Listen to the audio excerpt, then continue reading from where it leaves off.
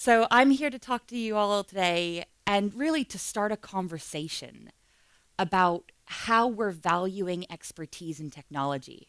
Are we doing a good job determining what skill means? Are we doing a good job hiring for the skills we need? And are we sort of getting what we deserve when we go into our jobs, when we go into our communities? Are people judging our skills accurately and rewarding us correctly? And I've got very, very clear ideas on what I think about that, but I'm really interested in having a wider conversation with the audience. For folks watching on the video, this is a terrible talk to watch on video, and I'm sorry.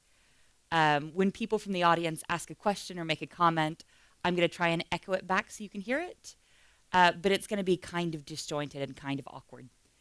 Next time, you should probably buy tickets and come to one of the Voxxed events. To give you a little bit of background about myself, I'm Jessica Rose. I'm originally from the United States, so I'm going to be a little bit chirpy. And actually, this is my favorite time to give a talk. The second day of the conference, first thing in the morning, everybody's a little bit hungover. So I apologize in advance for being a little bit too loud and a little bit too chirpy. I also speak quite quickly, so I understand a lot of people, English is not your first language. So feel free to just go like that if I'm speaking a bit quickly, and I'll slow down. So my background is actually, I used to be a teacher for quite a long time. So I worked in language education and linguistics. And because of that, I thought quite a bit about the way we give talks. As a teacher, I would stand up here traditionally and tell you things. But in this case, I'm not very sure of what I'm saying. I have some really clear ideas on what I think and what I've observed. But for me to say, yes, this is true, or yes, this is false across all of technology seems terribly bold. So I'm looking to run this a little bit more as a large room discussion panel. And at the moment, I've just a couple months ago started working for Dream Factory as their head of developer relations, which is great. Developer relations is this weird, cartoonish job where you get to travel and talk to people about the cool things they're building. But before I did that, I did quite a bit of consulting work around talent and technology. I worked with a lot of companies, especially companies who wanted to bring diverse talent into their companies for the first time. So they wanted to make their first non-white hire, their first female hire, sort of their first hire from a marginalized group.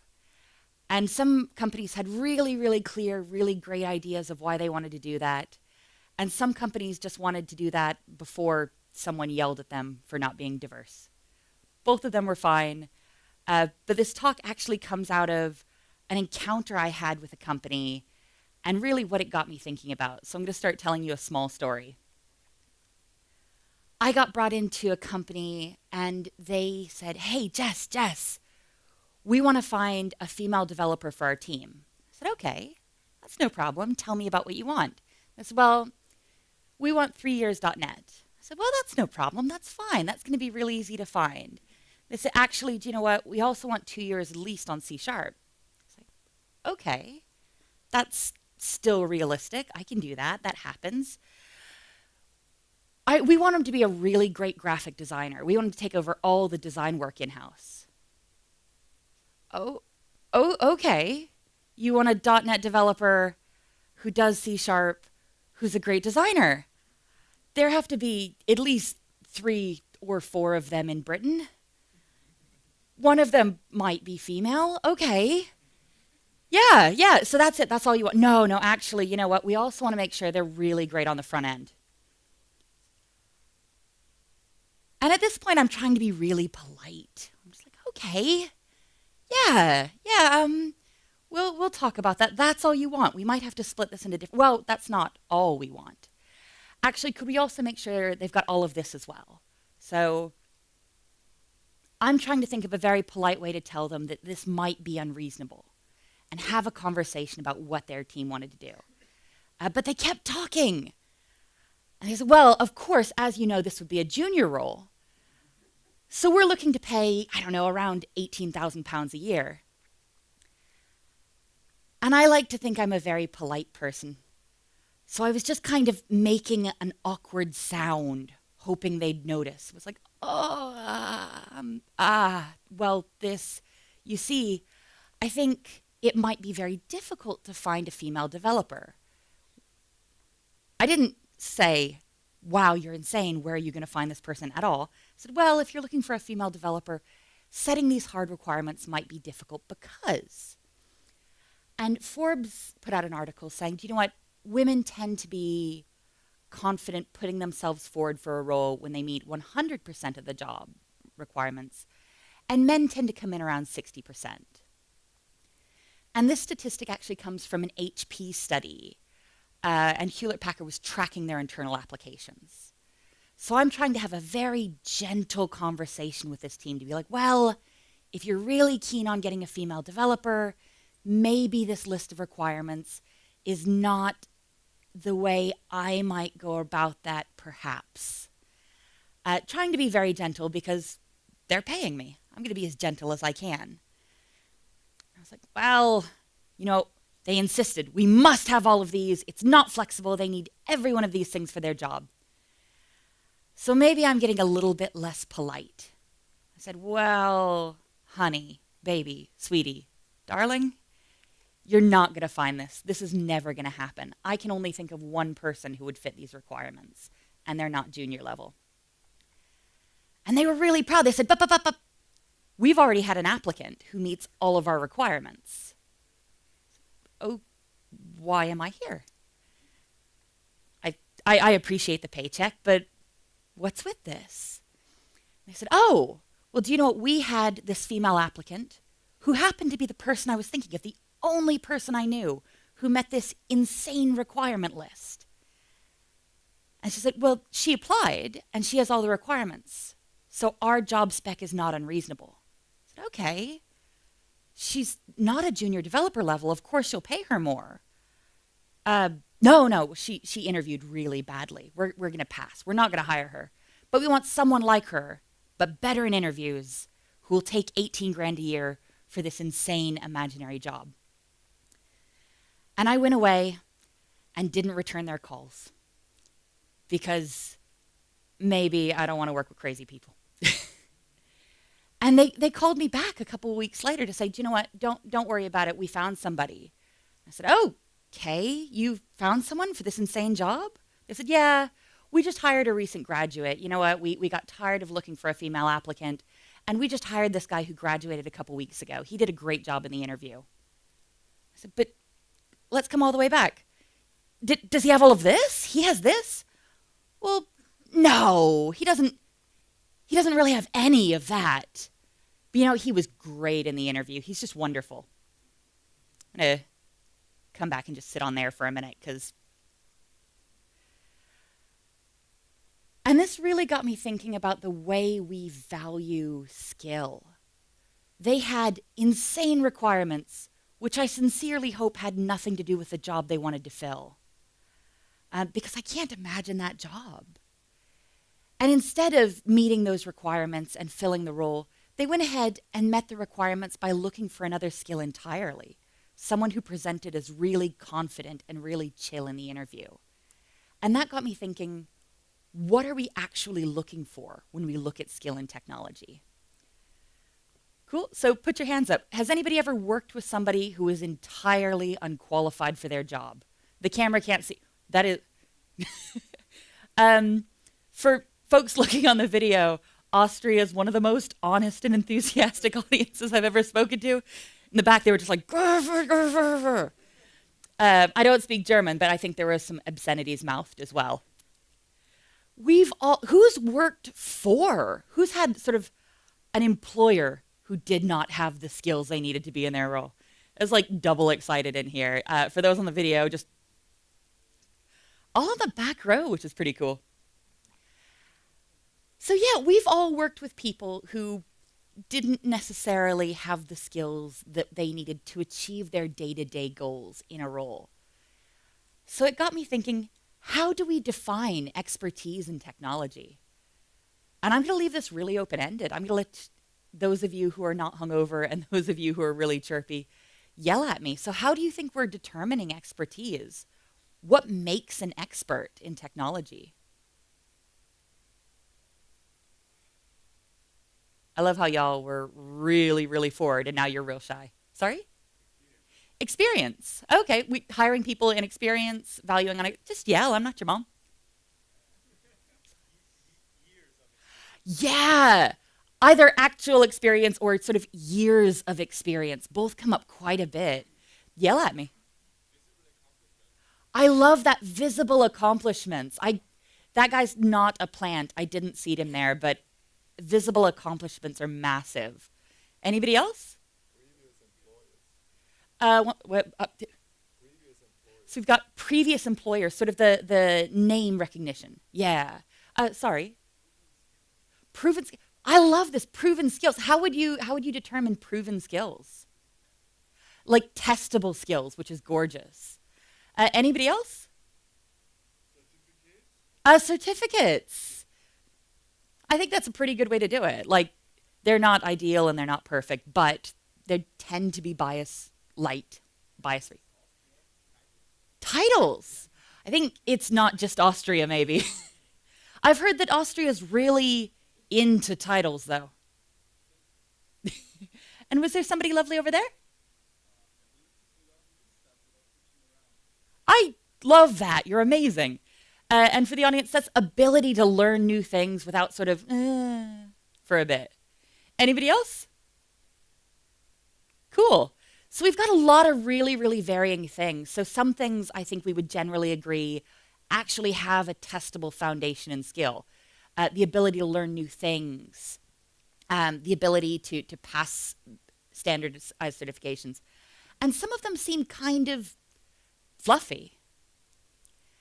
So do we really care about visible accomplishments? How much should visibility matter? So I do a lot of cross-community speaking, and visibility is really cool and weird. I've spoken at Python conferences, Java conferences, Perl conferences. I've gotten offered really nice jobs after speaking gigs that had nothing to do with technical things. So I got offered a really great PHP job. I don't do PHP. I got offered a really, really cool architecture gig. And I didn't even know what the title was about, where I was like, yeah, all of those are words, but next to each other. So visibility, whether or not that's a good way to judge actual skill. So I'm going to get you to get your hands up again just to make sure everybody's really suffering through their headache. Who here knew 100% of what you needed when you went into your last role? So we've got, for those watching on the video, a whole two people knew 100% of what they needed. Who knew about 50% of what you needed when you went into a new role? Oh, that's more than. So using fingers, what percent did you know? 10%, 20, 30, 60? 30? Yeah. Oh, not if my boss is watching this, not this job. 60%? Yeah, so I think most people came in around 40, 50, 60. And I think that's got a lot to do with what the lovely gentleman in the back was talking about, the ability to learn new things on the job. If you're coming into a job and you know everything, you're probably going to be bored. Who here's left a job because you just didn't learn? There was nothing more for you to pick up. Yeah, I'd say about 40, 50%. And I think when we look at that, a lot of this comes down to whether or not we're talking about expertise or skill. I like to think of skill as a very, very firm, measurable construct. Skill is our ability either to do the thing or, more valuably, to be able to learn to do the thing. It's nice and abstract. Whereas I think expertise, it sounds much more grand. But I think practically speaking, oftentimes expertise is our ability to be recognized for our skill, whether or not that skill is accurate. So skill, I can do the things I need to do. Expertise, people think I can do the things I need to do. I would love to think that those match up and there's 100% correlation. but I'm not entirely sure. And the reason that these are so different, especially in professional contexts, is that we have extra skills attached to presenting as experts. Self-promotion is absolutely a skill. Who here's given a talk at a conference or user group or even internally? Yeah, so about 40%. Would you agree that that's a different skill set, public speaking and presenting, than sort of your core skills as developers? Yeah. Okay, I've got some so-sos. I'm going to have chats with those folks after this because I've got some questions. Yeah, I think that the ability to speak about and articulate what you think on technical subjects is often very different than being able to actually do the thing, to demonstrate the skill. So when you're looking for people to contribute to your open source projects, to take parts in your community, to represent your community, and to fill roles, taking a look at the fact that self-promotion is a skill and questioning whether or not self-promotion is the skill you need for that role.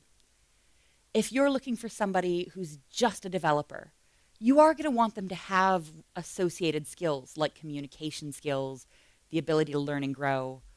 But do you really need them to be tireless self-promoters? Are you going to go and make them show you their skill constantly? Or as an employer or as a community member, are you going to be willing to go and accurately look for the skills they're displaying?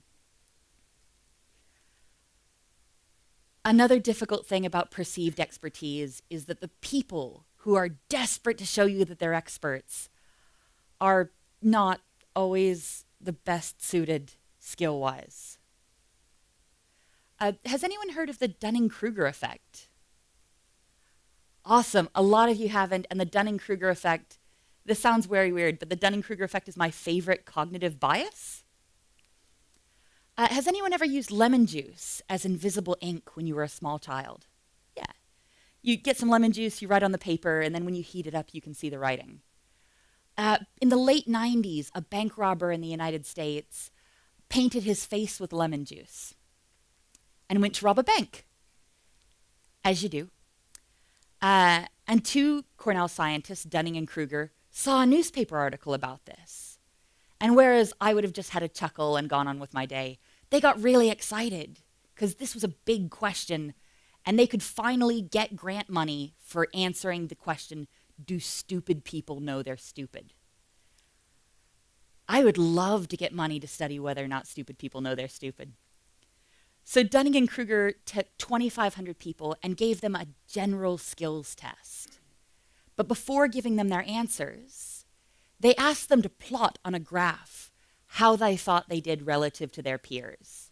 And I know all of you are going to be shocked. Mostly shocked because this is what graphs looked like back in the 90s. Does anybody else remember this? Savage. They found that, and they said the least skilled. Dunning and Kruger were a lot nicer than we are, so we can just go with stupid. They found that the stupidest people rated themselves artificially high. That thick black line is what people thought their performance was. So the people who were not very skilled, they thought they were experts. They're like, you know what? I'm great. I'm way up here. And the more actual skill you presented, the more likely you are to represent your skill as being less than it actually is. So the people who tend to think they're the absolute best are scientifically maybe a little bit more likely to be dumb. So I'm actually going to talk about how we look at expertise and maybe what we can do to fix things in different contexts really quickly. And then I promise I'll let you escape and get some more coffee. So the first thing I'm going to talk to you about is kind of the easiest one to fix, or the easiest one to look at. So teams and expertise. So who here is in a team that's currently hiring? Really? There we go. Leave them up. Who here has been hiring for the same role on your team for more than 3 weeks? More than 3 months? More than a year? What are you guys doing? Yeah, hiring is hard. And hiring for the skills you need is incredibly hard. Have a think about what skills you actually need. So I'm a big fan of paragraphs, sort of narrative forms instead of bullet points. You might really, really think you need somebody with 3 years .NET, 2 years C Sharp, and great Photoshop skills. But instead of listing them out as bullet points, talk about what somebody's going to do. In the job description, talk about what they're going to be able to need to do in the first 2 weeks. Say, within 2 weeks of starting, you'll need to be able to do these tasks. And I love when people leave sort of a roadmap open for personal growth. You really want to hire people who are going to learn, people who are going to grow, and people who are going to stay and learn. So when we took a look at the audience who had left a role because they didn't feel challenged to learn, a lot of people did. So say, in the first 2 weeks, we'll need you to do this. Within 3 months, we see you doing this. Within a year, we want you to take ownership of these projects. So having a really clear idea of what you need, not just a bullet-pointed list, is an amazing way to kind of loosen up hiring things that can get backed up for a year or more. One thing that I'm always really cautious about talking about, I'm not quite sure how to say it all the time, is that skilled, non-traditional talent is often overlooked. So when I was working with companies that want to diversify their hires, there are a lot of really great non-traditional talent that have the skills that aren't being properly appreciated in their roles or properly appreciated in the industry.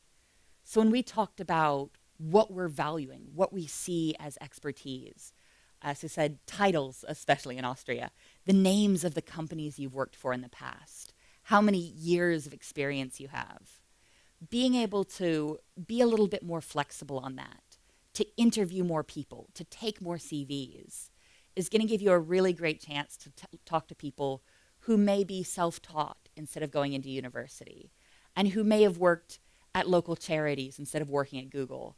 But it's going to give you really the first opportunity to take advantage of talent that's being undervalued within the industry. I've also do a lot of work one-on-one with people looking to get into technology, either after a break or getting in for the first time. And I had a really brilliant young woman with this CV. She's a computer science graduate, great portfolio of work, really motivated.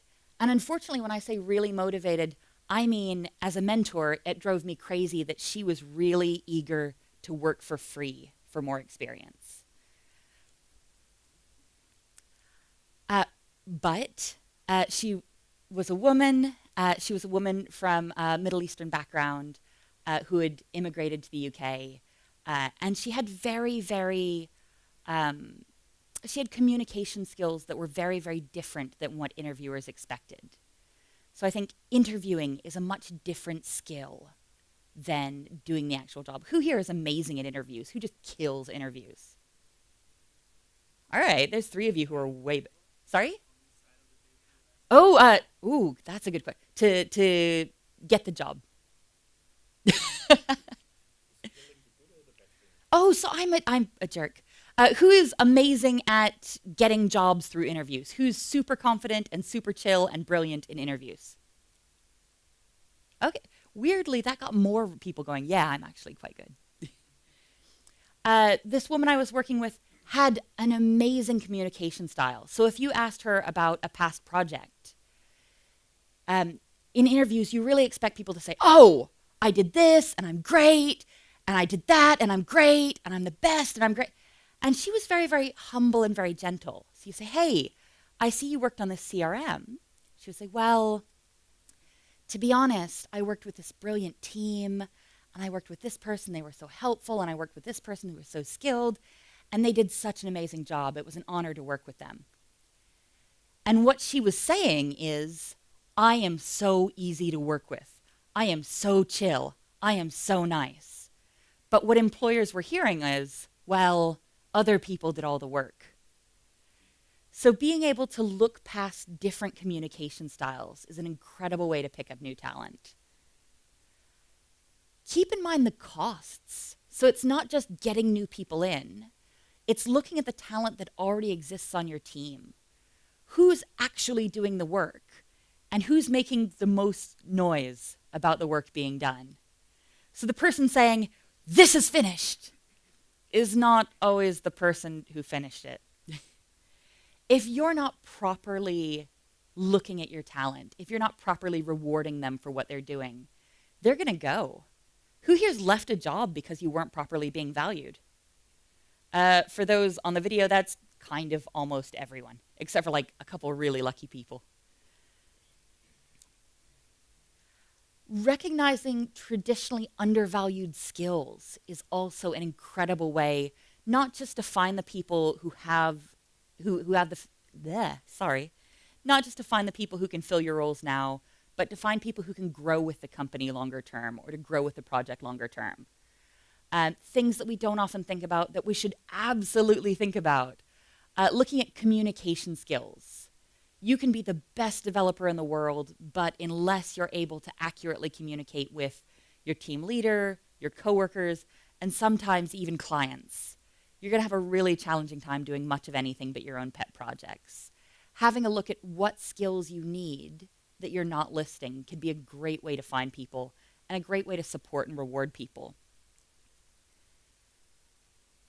Those are all great, but how do you fix it? What are the very practical ways to sort of get things done, to hire better and to retain better? I don't think technologists are lazy. I think humans are lazy, mostly because I'm a little lazy. So I really like outsourcing things where possible. I don't work for them, they don't pay me, but I quite like Gap Jumpers is a company that does pre-interview testing. And I think somebody in here who was amazing said testing is a great way to get things done for finding out who has the skills. Their process is when they meet with an employer, they make a test and then give any applicant who wants to take that test. And then when you go to interview people, they only show you the test results. You don't see the job titles. You don't see their background. You don't see what university they went to. All you see is how well they did on the test you picked. And from this, you choose who to interview. And they have some really, really great results. They found that they get a lot of people who don't have university backgrounds tending to do quite a bit better on the test. And I think this was touched on when we looked at what skill and what expertise means, which I quite liked. Have people show you instead of telling you. So I think somebody mentioned have them actually take the test. Have them actually show you they can do the thing.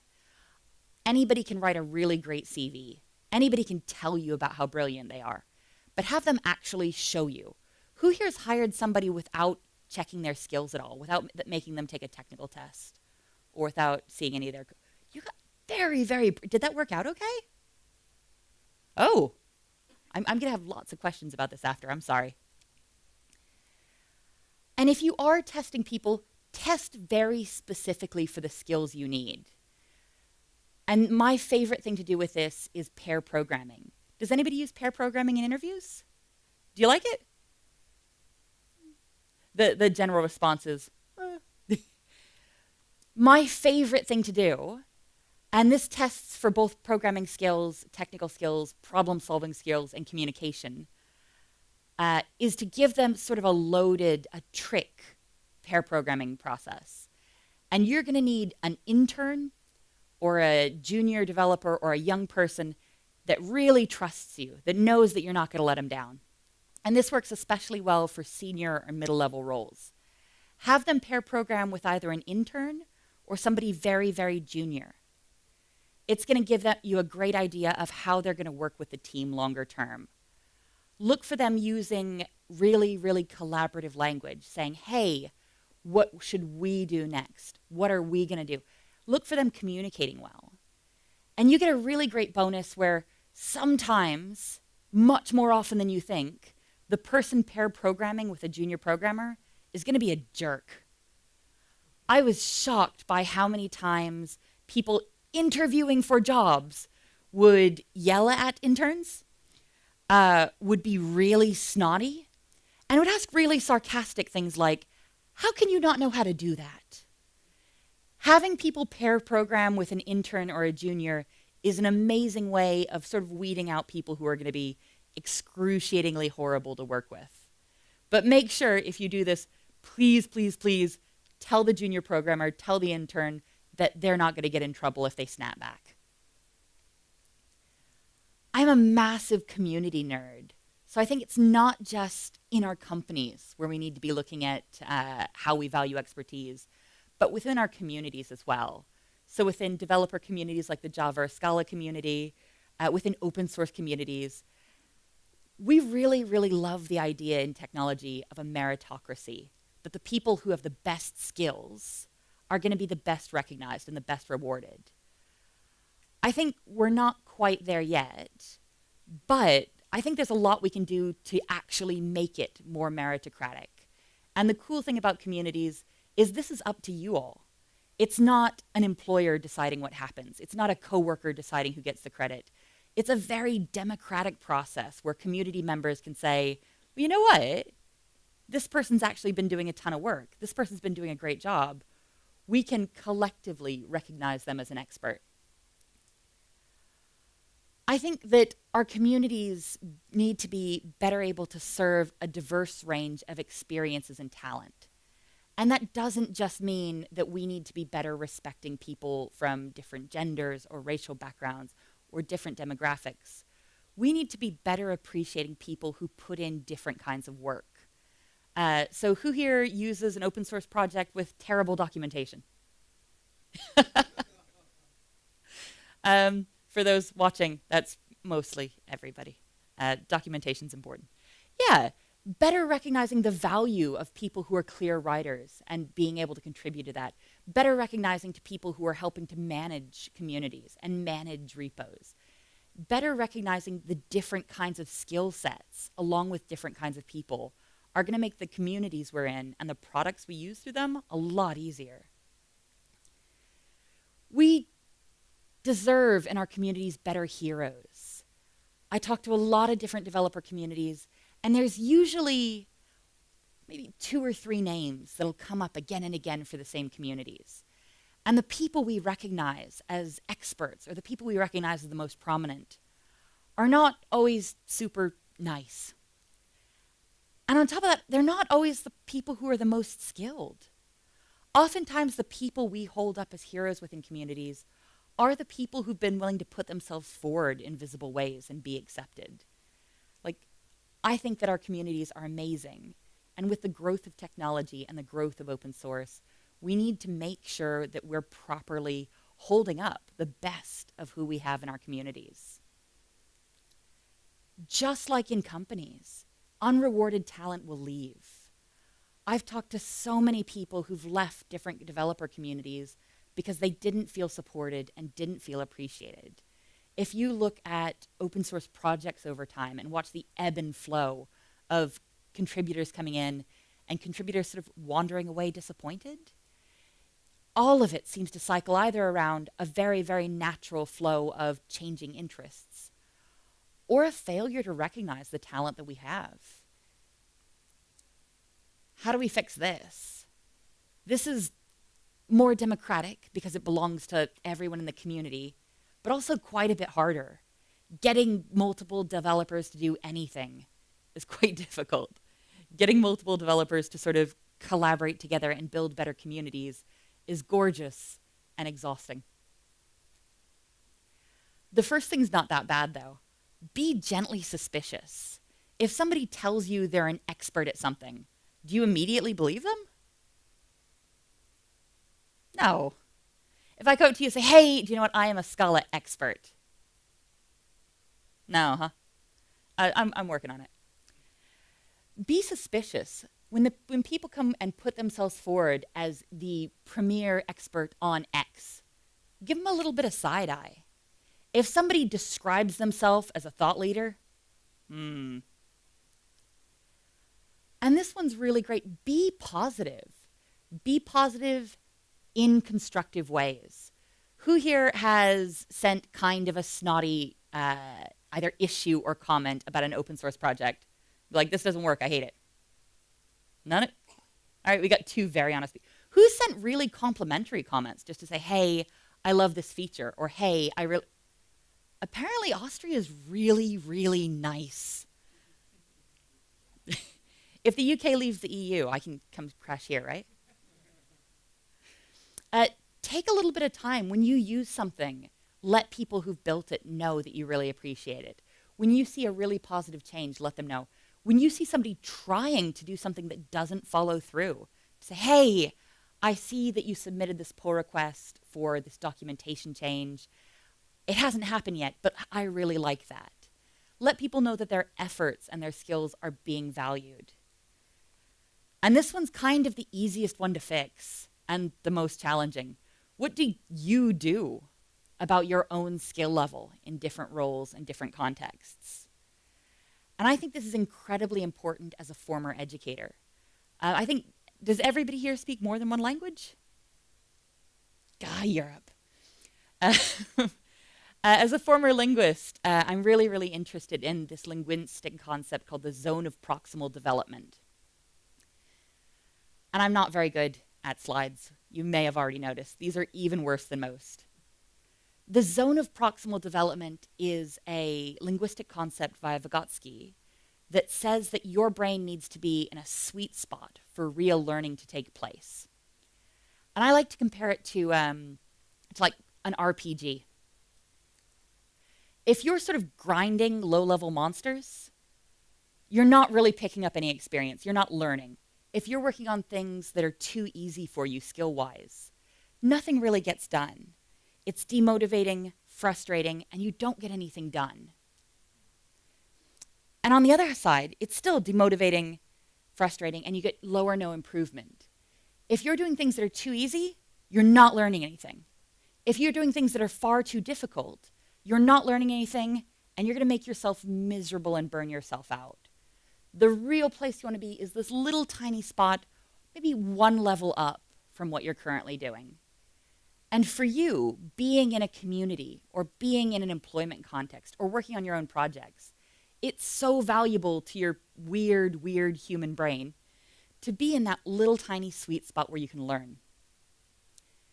It's not just important to be valued. It's not just important to have your skill accurately assessed so you can learn.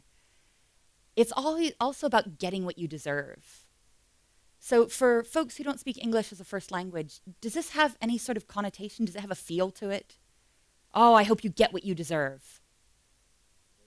Yeah, it's usually pretty negative. So the idiomatic usage tends to be really heavily negative. Be like, Marcus, what a jerk. I hope he gets what he deserves. But this is not about Marcus. This is about you. This is about you getting what you deserve in the most positive way. I want you to get what you deserve in terms of pay, in terms of recognition, in terms of very formal titles.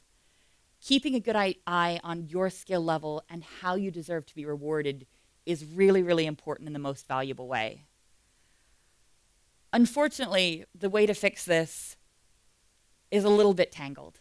You've got two big options. If you want to be better recognized within your communities or within your company, you can either get better at self-promotion. Self-promotion's a skill, and self-promotion is a skill you may need if you don't want to change your job or if you don't want to change communities. If you want to be better recognized without moving, getting much better at saying, hey, this is finished, aren't I great, is really, really important. Who here would be interested in better developing your self-promotion skills? Who here doesn't care about that at all? I kind of respect both approaches. Unfortunately, if you're in a context where you're not properly being valued and you're not properly being appreciated, if you don't want to work on your self-promotion skills, the only thing you can really do is leave.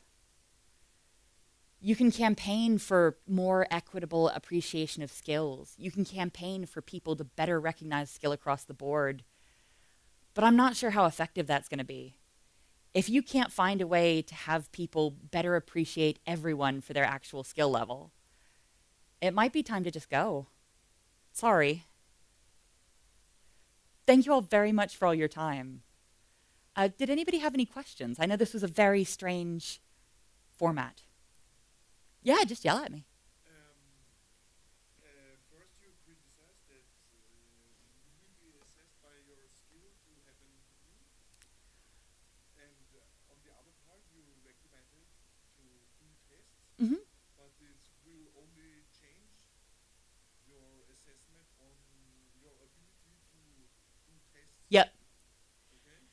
I think no, it's a really valid question. I think oftentimes tests are not. Sorry, the question is in the same way that interviews will only test your ability to interview. Oftentimes, tests will only assess your ability to take tests. Is that? Yep, it's absolutely fair. So crafting good tests, meaningful tests, is really important. I think the ability to take tests may be a more common skill than the ability to do interviews, but it is still a risk that you're only challenging people to take the test. I would add, and I should have added, that asking people to take very specific tests that are well crafted. So, tests that test your ability to do what's needed is really important.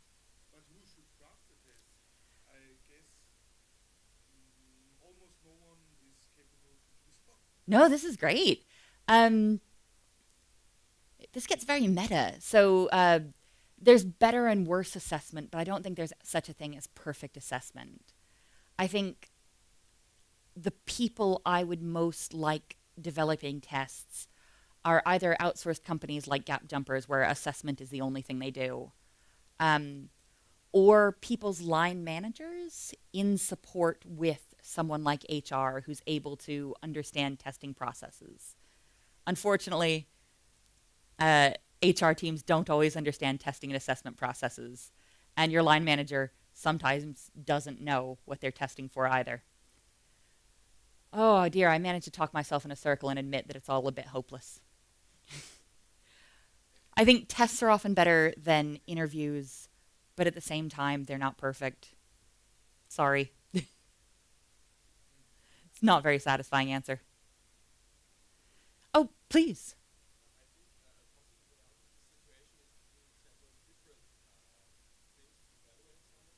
Oh, absolutely.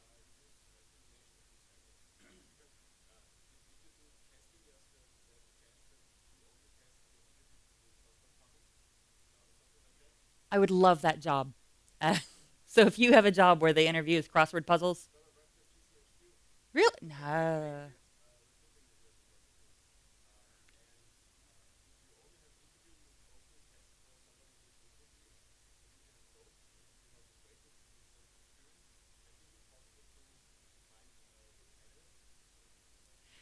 Yeah, I think balancing balancing out different interview tasks and different assessment tasks as best you can is really really helpful.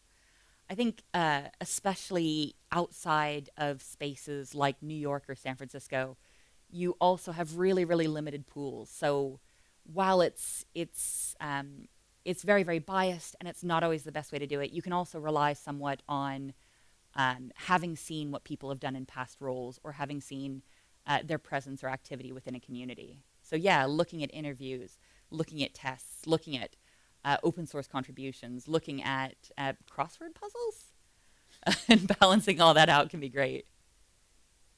Did anybody else have any questions or comments? Oh,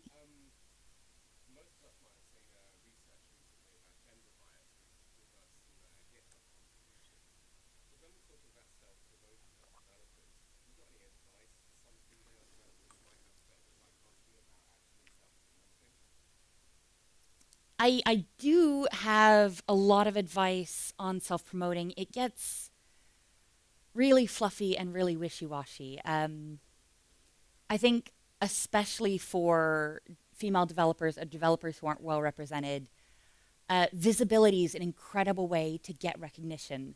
But visibility is not always cost free, it's not always low risk. So I'd love to say, hey, if you want to be better recognized, contribute under your real name, even though that may or may not be helpful for you, as the research may have suggested.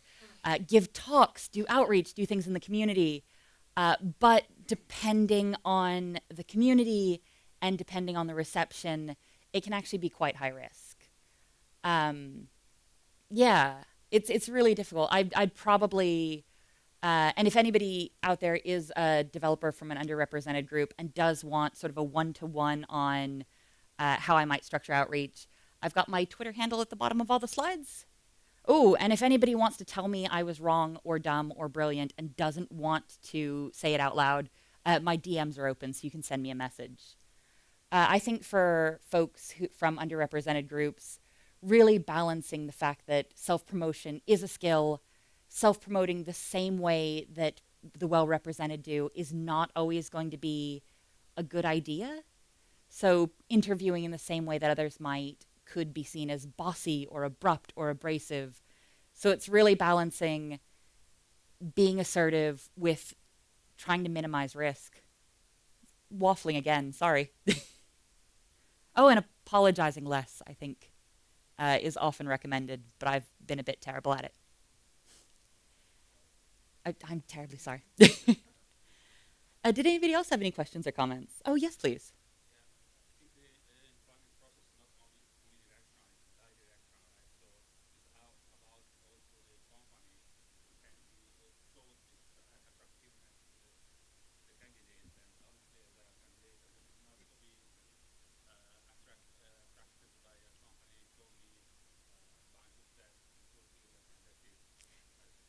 Yeah.